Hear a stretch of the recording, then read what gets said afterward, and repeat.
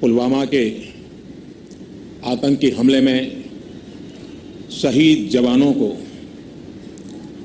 आदरपूर्वक श्रद्धांजलि अर्पित करता हूं। उन्होंने देश की सेवा करते हुए अपने प्राण न्योछावर किए हैं।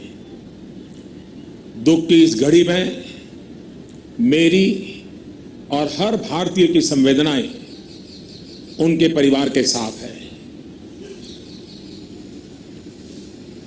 इस हमले की वजह से देश में जितना आक्रोश है, लोगों का खून खौल रहा है,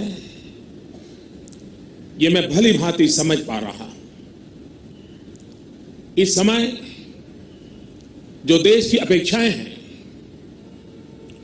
कुछ कर गुजरने की भावनाएं हैं, वो भी स्वाभाविक है। हमारे सुरक्षा बलों को पूर्ण स्वतंत्रता दे दी गई है।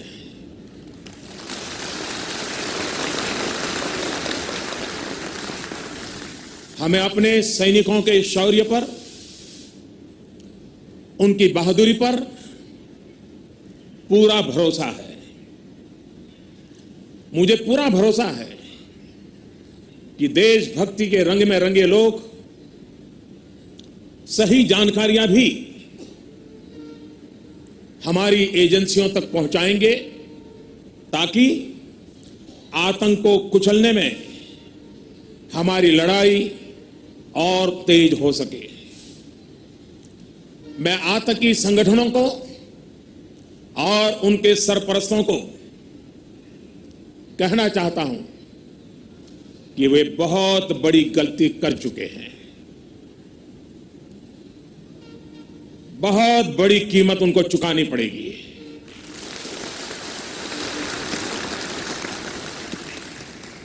मैं देश को भरोसा देता हूं कि हमले के पीछे जो ताकतें हैं, इस हमले के पीछे जो भी गुनहगार हैं,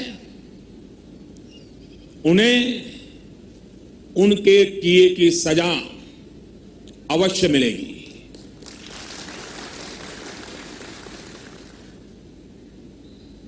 जो हमारी आलोचना कर रहे हैं, उनकी भावनाओं का भी मैं आदर करता हूं। उनकी भावनाओं को मैं भी समझ पाता हूं और आलोचना करने का उनका पूरा अधिकार भी है। लेकिन मेरा सभी साथियों से अनुरोध है कि ये वक्त बहुत ही संवेदनशील और भावुक पल है। पक्ष में या विपक्ष में, हम सब राजनीतिक छींटाकशी से दूर रहें। इस हमले का देश एकजुट होकर के मुकाबला कर रहा है। देश एक साथ है, देश का एक ही स्वर है और यही विश्व में सुनाई देना चाहिए, क्योंकि लड़ाई हम जीतने के लिए लड़ रहे हैं।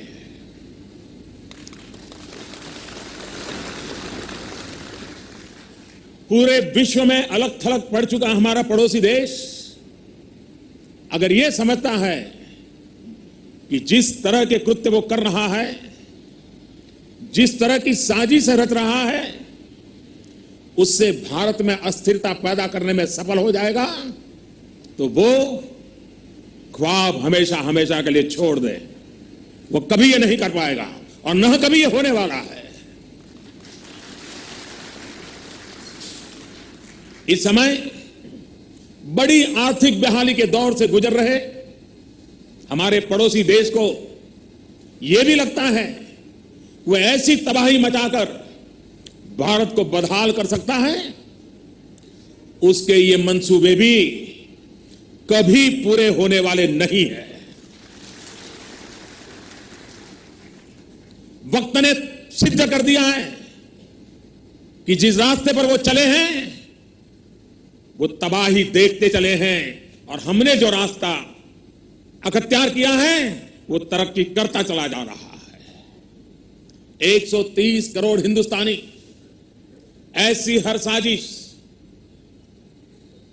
ऐसे हर हमले का मुंह तोड़ जवाब देगा। कई बड़ों देशों ने बहुत ही सख्त शब्दों में इस आतंकी हमले की निंदा की है और भारत के साथ खड़े होने की, भारत को समर्थन की भावना जताई है। मैं उन सभी देशों का आभारी हूं और सभी से आह्वान करता हूं कि आतंकवाद के खिलाफ सभी मानवतावादी शक्तियों को एक होकर के लड़ना ही होगा। मानवतावादी शक्तियों ने एक होकर के आतंकवाद को परास्त करना ही होगा। आतंक से लड़ने के लिए जब सभी देश एक मत, एक स्वर, एक दिशा से चलेंगे तो आतंकवाद कुछ पल से ज्यादा नहीं टिक सकता है। साथियों, पुलवामा हमले के बाद अभी मनस्थिति और माहौल दुख के साथ आक्रोश से भरा हुआ है। ऐसे हमलों का देश डटकर मुकाबला करेगा। यह देश रुकने वाला नहीं है। हमारे वीर शहीदों ने अपने प्राण की आहुति दी है और देश के लिए मर मिटने वाला हर शहीद दो सपनों के लिए जिंदगी लगाता है। पहला, देश की सुरक्षा, दूसरा, देश की समृद्धि।